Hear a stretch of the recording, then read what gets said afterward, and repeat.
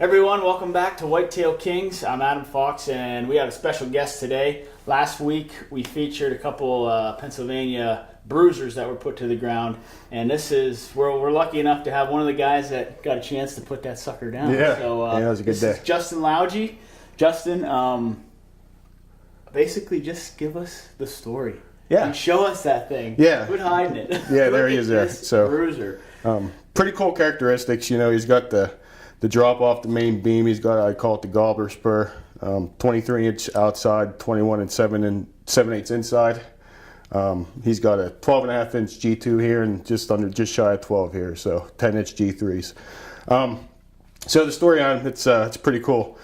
I've been hunting this buck now for 3 years, and he came in the first evening. It was 20 after 6. He was the 14th buck down the same path that night. So 14th buck night. That night. What Saturday. day? What day was it? The first day, September 30th. September 30th. Yep. 14 bucks, and they were going from bed to feed. Yep, Obviously. bed to feed. Yep. What time of day was it? It was 20. My first deer I saw was about 5:30, and at 20 after 6, he stepped out of the woods. So the first day, it's getting dark at what, 7:45? Yep.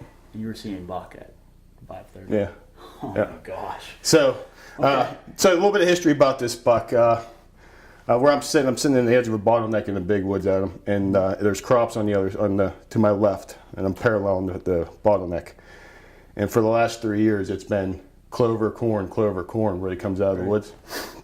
And this buck in particular, he's been teasing me. He come out. I saw him numerous times in daylight, but he'd always switch up. Right. And usually knowing, just from hunting, that your big deer, in particular your bucks, they like to come out in pinch points, to look for danger and whatnot before they would walk out into an open field. And he didn't care. He'd come out in the middle of the field, broad daylight. And this year is the first year that from the main woods it went corn, clover.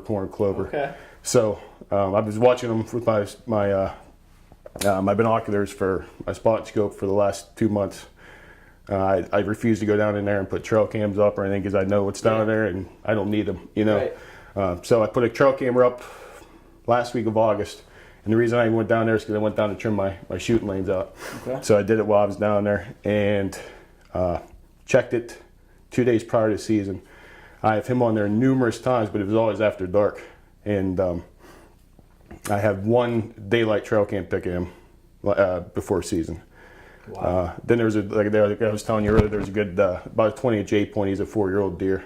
Yeah. I drew back on him 3 times that night. He come gosh. out a half hour before this buck, and he gave me every angle you could possibly imagine. He literally was standing there in front of me for probably 15, 20 minutes at 10 yards. So thank God I didn't, If I'd been running the camera, if I was running the camera, I'd have been behind the scenes. Shoot it. Yeah. But I knew this year would be the opportunity that I have, for him. And there's another couple good bucks in there, and the reason I say that is because coming out of the woods, it's now corn. So again, those mature deer, they're going to look.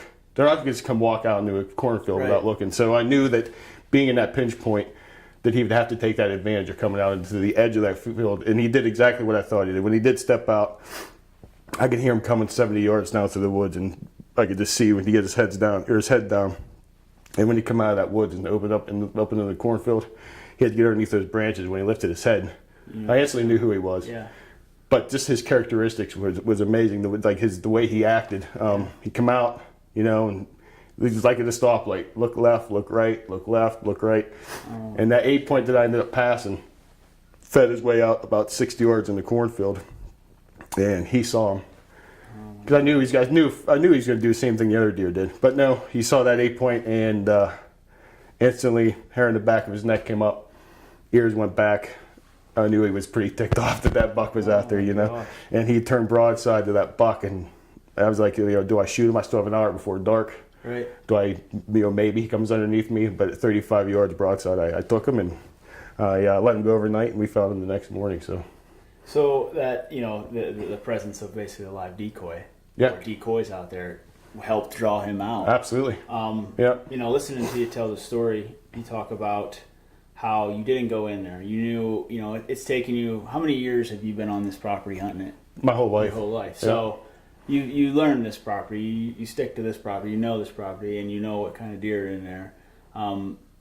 What can we learn from this as far as how mature bucks react to the human element, the pressure before season. We're in there moving trail cameras, checking trail cameras, hanging stands, scouting, this and that. I mean, are we pretty much, in your opinion, are we pretty much, really, really hurting ourselves more than anything? I think it's a catch-22 type thing. We have a new property we started hunting, and I have 17 trail cameras out running. Okay. And we've shot a couple really nice mature bucks in the last few years off of it. And the reason I have those trail cams out there is because I don't know what's on that property. It's a big woods. We have food plots and whatnot, and that's where I check it. And I do it about every 2 weeks to go ahead and check my cams, and I don't mess around. And then we always like to have everything trimmed out. We have over 40 tree stands out, and we like to have everything trimmed out by the end of August. So that's a great tip too, because that's where they say the hunting season's really it's all year long. Yeah, you guys plant food plots. Yep. Plant kill plots, and you do all your stand prep. Food plots, rifle towers. We have 40 archery stands out. Yeah. Shed hunting. Yep. And the whole 9 yards. Yeah. I'm always in contact with you about shed hunting and everything. Sharing stories. Yeah, and that's the coolest thing. And we want to thank Justin for being here and sharing his story on this magnificent buck of a lifetime. I mean, this is a Pennsylvania absolute stud. You don't get much better than that in an 8-pointer at all. The buck, one other thing, this buck, and this is interesting too, because this may have affected some of this antler growth. Right. This buck developed bone cancer. Bone cancer, yeah. And you have that jawbone, right? Yeah, I do. So on the pictures, on Justin's pictures on his Facebook, you can see the buck had a growth on his jaw, and this was what it was from. Yep.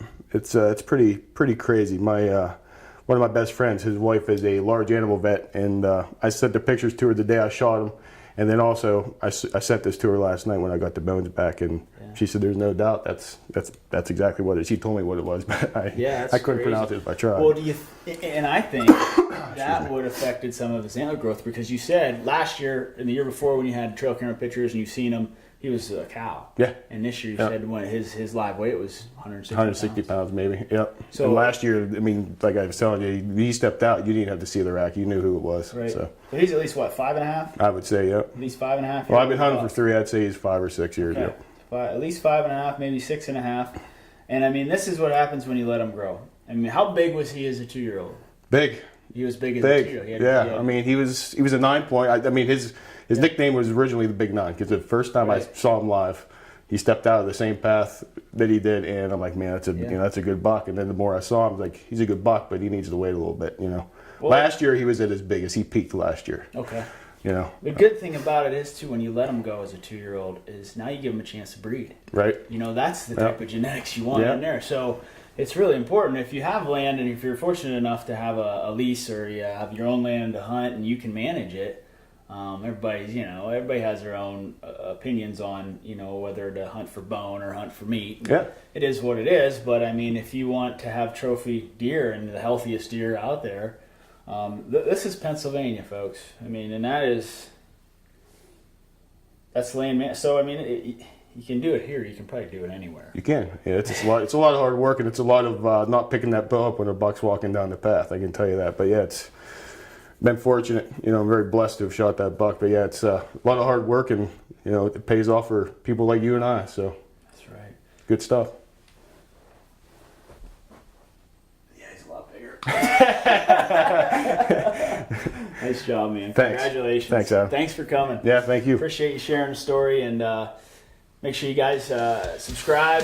Check our Facebook or YouTube, our Instagram, all that good stuff. We're on it every week, so stories like this from Pennsylvania. I'm Adam Fox. Thanks for watching.